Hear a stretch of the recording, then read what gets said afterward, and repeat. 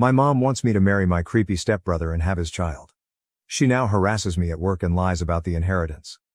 I, 29F, have an older stepbrother, Chris, 42M, who has been a nightmare since the day my mom married his dad. Let me give a bit of background. Our parents married when I was 4 and he was 17.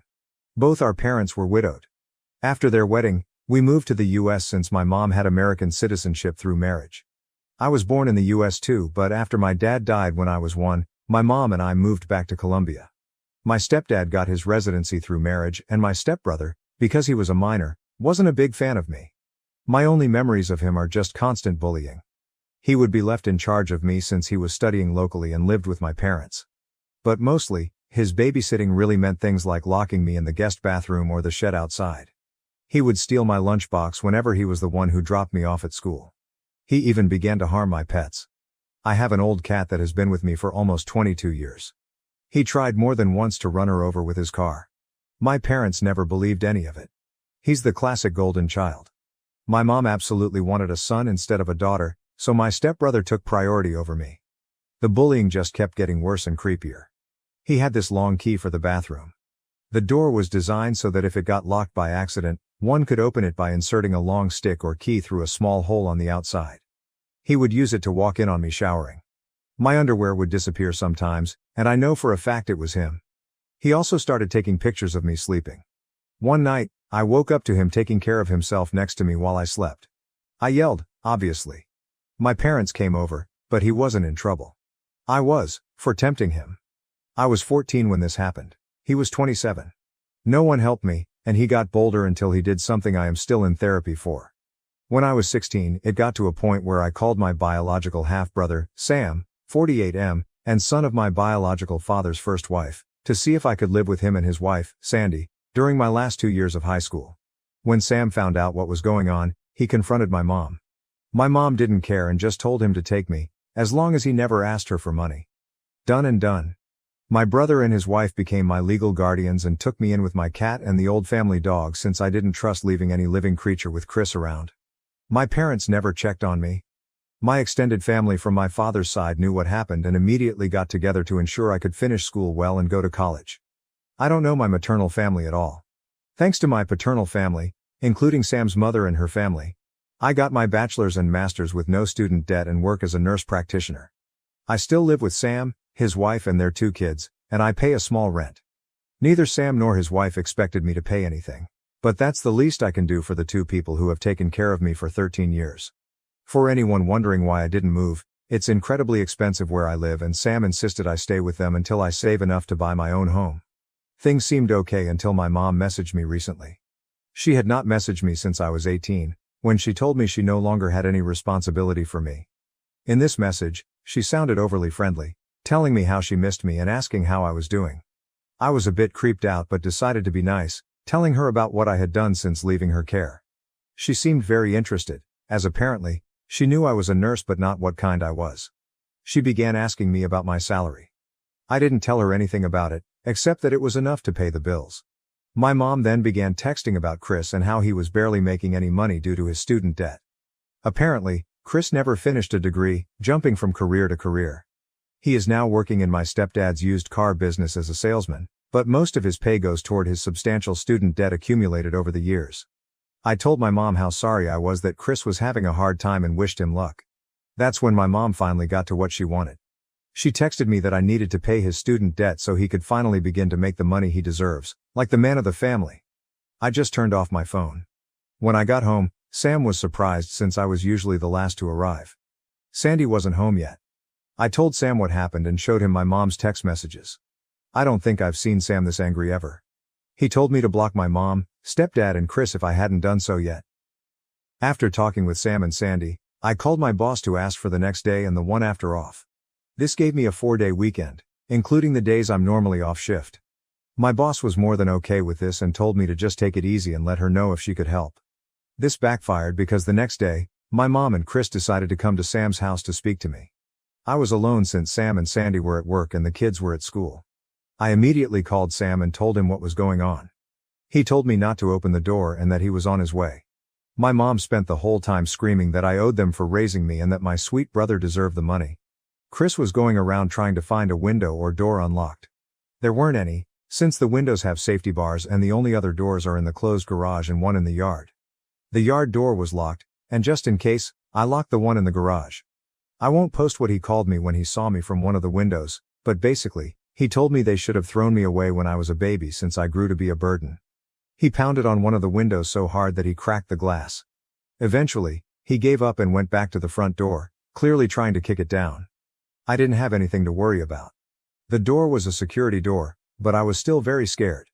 Between yelling, threatening, pleading and insults, I finally heard Sam screaming at them to get lost. I only saw things from the window. Sam pretty much dragged them both off the porch. They got to a point I couldn't hear, but I saw my mom and Chris looking pale and scared before they ran to their car and drove off way past the legal speed limit. Sam came in a bit later and immediately went into full protective brother mode, asking me if I was okay. He kept saying sorry and hugging me. Sandy arrived almost immediately after and looked like she was about to commit a felony. Apparently, Sam threatened them with filing charges for what Chris did to me when I was 16. My brother's ace, my stepdad, was willing to testify against his own son. That seemed enough to get Chris off our backs, but not my mom.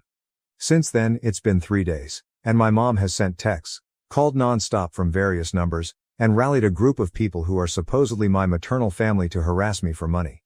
She claims that the money should legally be hers since she's my mother, and that it's my late father's missed child support. Sam is helping me find a lawyer to get a restraining order on my mom, and I plan to take my stepdad's offer to testify by pressing charges against Chris. I can't say I can forgive him for not stopping his son, but I appreciate that he's at least trying. I don't know the details, but Chris did something to a relative of his dad, and since then, they had a really bad fallout. I took my boss's offer and will be on vacation for a few more days. But here it is. My vacation days are getting eaten up and my therapist might need a therapist after this. Thankfully, my dark sense of humor and supportive paternal family are keeping me somewhat sane. Update. I didn't think I would be making an update so soon, but my mother is unrelenting. To the people who were so kind and gave me advice earlier, thank you so much. It really helps to have people show kindness in difficult days. I followed the advice to freeze my credit and will be getting a new phone for personal use. I'll have to keep my old phone for work for a little while.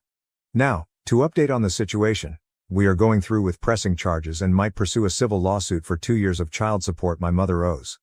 We are not sure yet of our chances, but my brother wants to go scorched earth. As for my mother, she began a new campaign. She's been posting false accusations about me, accusing my stepbrother Chris of sexual assault. She's also been accusing me of being a temptress who tried for years to sleep with my brother. She even got a few relatives, who I just found out are my aunts, to join in, claiming they were witnesses. I have never met these women in my life. My stepfather actually commented on her post, saying my mom was lying and accusing his own son of being a pedophile. That's how I found out about the big fallout between them. My stepbrother apparently went after one of my stepfather's nieces. I don't know the girl's age, but she has to be about my age if I'm thinking of the right person. If not, she's younger than me. A lot of my biological father's relatives have also taken to social media to call out my mother, saying she had always claimed she was an orphan and had no family, while now she suddenly has 3 sisters. It's a mess. I'm just watching for now and being a stay-at-home aunt. My nephews love it since we go out for crazy shenanigans after they finish their homework. My boss has helped me with some paperwork for a leave of absence, and I should be off for about 6 weeks. After that, I'll be mostly working from home for a few weeks. It's not the greatest update, and to be sincere, things are not fun, but it's nice to spend time with the kiddos at least. Also, I forgot to mention this. No, my mom is not likely sleeping with or in a relationship with my stepbrother, as some people had mentioned. My mom always wanted a son, and I was a disappointment because I was born a girl. She treats my brother like he's her real son, and I think she truly loves him as a mother. She made sure to tell me how disappointing it was for her when I was born. Update 2. I hope the title is okay for the rules. I was recommended to post here but wasn't sure where to start. My mother was widowed when I was 1 year old. My biological father was much older than her, she was his second wife, with a 20+ year age difference. After that, she remarried her hometown sweetheart and adopted his 17-year-old son. My dad was American, and my mom is Colombian. I was born in the US, then we moved back to Colombia for a few years, and we returned to the US when I was 4. My whole life, my mother constantly complained about the fact that I was a girl. She would say things like, "If you were a boy, Maybe we could have gotten more from your father. Or girls are so useless. All I was to her was the problem child. She took my inheritance and squandered it, mostly on things for my stepbrother. Whenever she had guests, she would always introduce me and joke about how I ruined her body and wasn't even worth it since I was a girl. Most of her friends thought I had some kind of mental illness because of her lies about me being mentally behind. She used the R word, and would often blame it on my gender, saying that because I was born a girl, I was clearly inferior. During holidays, I would be left behind with a sitter. I was just too much of a problem child and would ruin things for my sweet brother. We only have one family picture from when I was 5. If I got anything nice with my own money, my mother would take it from me. If it was something like makeup or clothes, she would say I wasn't attractive enough or worthy enough to have such nice things. I should just stick with a plain face since it would make it easier for me to find a job when I was done with high school. She had no intentions of letting me go to college. But the worst part is, she never protected me. My stepbrother is a predator. At first, he just bullied me, stealing my food and locking me in dark places. When I hit puberty though, he began to do worse things. Walking in on me when I showered, even if I locked the door. Stealing my underwear, watching me sleep. And he even sexually assaulted me when I was 16 and he was 29. My mother blamed it on me, saying I was tempting her poor sweet boy. I was saved by my biological half-brother and his wife. They took me in at 16, finished raising me, and put me through college with the help of my paternal family. Even my father's first wife pitched in and has always been kind to me. She's more of a mother to me than my own mother ever was. Now, I'm 29 years old, have a good career as a nurse practitioner, and I'm saving to buy my own home. My mother found out about this and has been demanding that I give her my money because she is my mother, and my money should be hers. She also demands that I pay off my abusive stepbrother's student loans.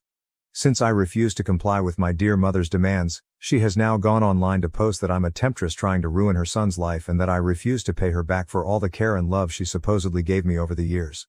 She even had some women, who are supposedly my aunts, join her in this. I've never met any of my maternal family. As far as I knew, my mother was an orphan. Now, I suddenly have 3 aunts who claim to have seen how bad a person I am. Update 3. This might be my last update about my mother and stepbrother since we're finally starting the legal fights, but I finally had a good laugh. In my previous posts, I haven't said much about my biological father. He died when I was 1 year old, so I never really met him. I have one picture of him holding me when I was an infant. I mostly know him from stories from his family. What I do know is that he was a man of means. He had a lot of assets that he carefully divided in his will, not so rich I'll never have to work rich, but just rich enough that I would be able to live comfortably as long as I worked and managed my finances well. I was not aware that he had made sure to leave me anything, and neither was my half-brother Sam, his son with his first wife. I'm the daughter of an affair partner turned second wife. My understanding was that anything I inherited was wasted by my mother to buy things for her predator stepson Chris, whom she prefers over me. He was my abuser growing up. In her words, daughters don't need inheritance, just marry a wealthy old man like me. Well, since my mother and Chris have been harassing me lately, we drove to my dad's lawyer to get some things we need from my dad's records for the lawsuit we are planning. He's a sweet older man who kind of looks like my dad a bit and was my dad's best friend. When we met, he received me with a hug and told me how happy he was to finally meet me. His wife was there too, and she also gave me a big hug and told me we needed to have dinner at their place. Once we all caught up, we discovered my mother had been faking receipts to get money from my trust. A lot of it, some of which was from when I was under Sam's guardianship. She's not the executor of my trust and had to provide receipts for anything. She's been sending receipts claiming they're for me because I'm still in medical school, even though I finished school in 2021. Well, her meal ticket not only got torn, but now she's in big trouble because this is fraud, and basically, my hands are tied about pressing charges. She claims me as a dependent on her taxes so my dad's lawyer would refund her for her expenses. He basically told me there's just no way we can keep this in civil court. He had to contact the IRS and the police. It doesn't help that she's been using my social security number for some things she shouldn't. Thank you to the people who advised me to freeze my credit. You guys saved me for sure. I probably won't be able to post for quite a while since I'm going to be incredibly busy. I'm just mentally exhausted from how much has happened. I wouldn't have done anything about my mom using my trust if she had left me alone.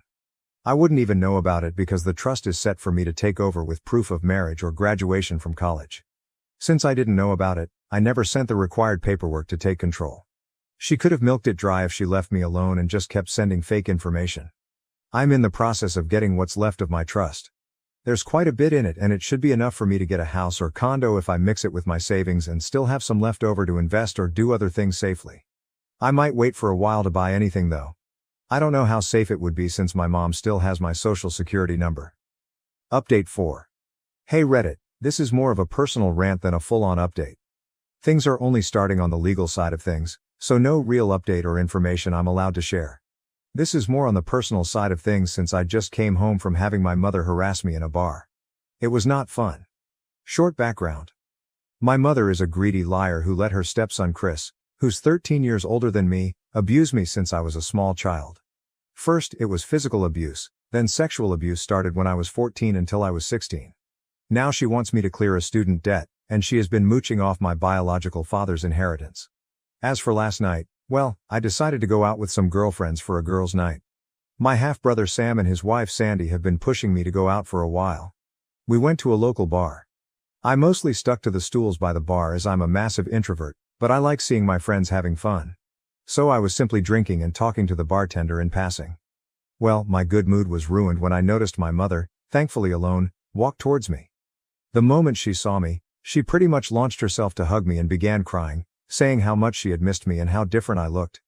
I was trying really hard to get away from her, but she began causing a scene. She started begging for us to reconcile, saying that she was sorry I took my stepbrother's affection the wrong way, that they both love me and want me to live with them. She was loud, and people were looking at me.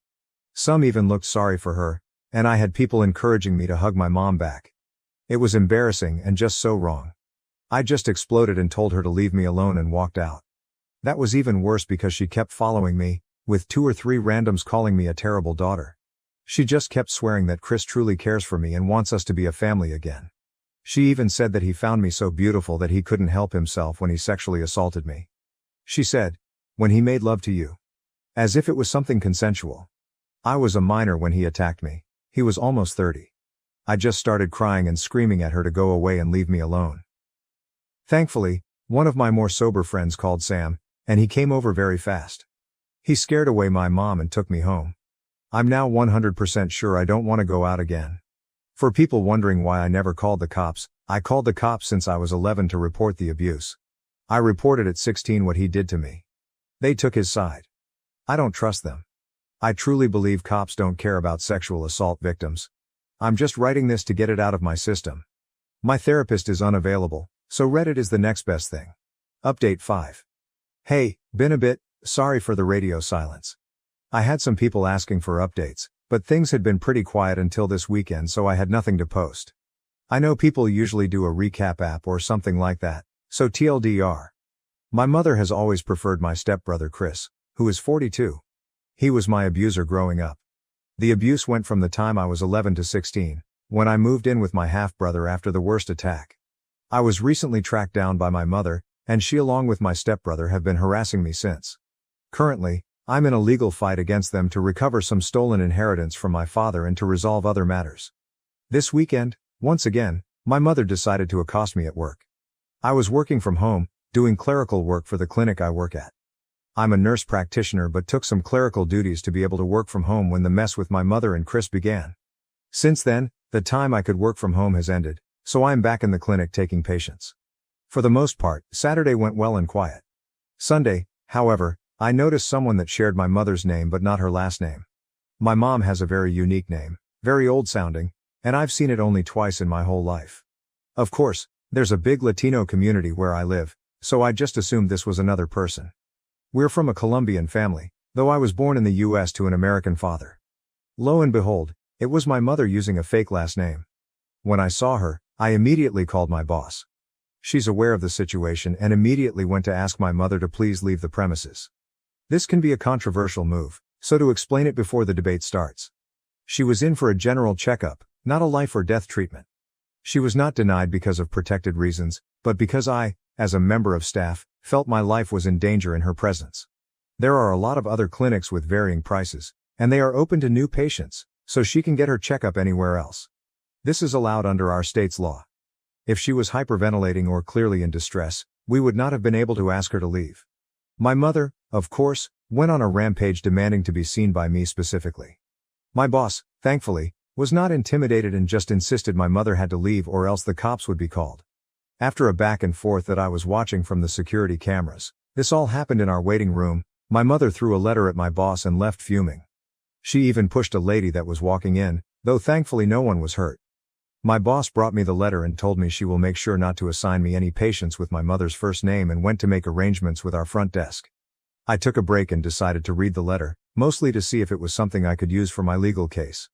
This is a translation to my best capabilities. My lovely daughter, it hurts me so much that you refuse to speak to me. I love you so much, and all I want is to recover the years we've lost.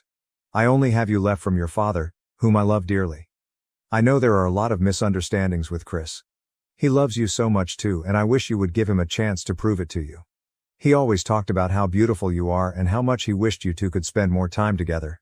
He truly adores you, and I wish you would consider his feelings more. He even asked me to convince you to marry him, and I think it's a wonderful idea. Papa, your stepfather, and I are probably divorcing, and this will be the perfect solution so Chris, you and I can stay a family. He keeps going on and on about how much he wants to raise your and his baby together. Let me know when you want to go shopping for wedding dresses. I love you, my darling. Mom, I'm going to share a few personal notes here. I am unable to get pregnant. After Chris's attack, I had some medical complications that have left me unable to conceive. My mother knows about it. Chris knows about it. The cops know about it. They ruled the whole thing as consensual sex, and because I was 16, the legal age of consent, nothing was done. I showed this to my lawyer, and he added it to the compilation of things we're using for the legal case. Still no court date, and the cops don't consider my case risky enough to do the paperwork for a restraining order. I do have one officer who is taking this very seriously and has been amazing. It's just the majority who don't seem to care or have too much on their docket to give my case time. Update. I'm going to update here since it's only been 3 days and it feels dumb to make a new post. Chris has been arrested. Apparently, he kidnapped a 2-year-old baby girl, his cousin's daughter, no less. The baby was recovered safe and unharmed from what I heard. I'm glad she wasn't taken for long. Who knows what the hell he wanted to do to her. If I hear more details, I'll update. Subscribe for more Reddit stories.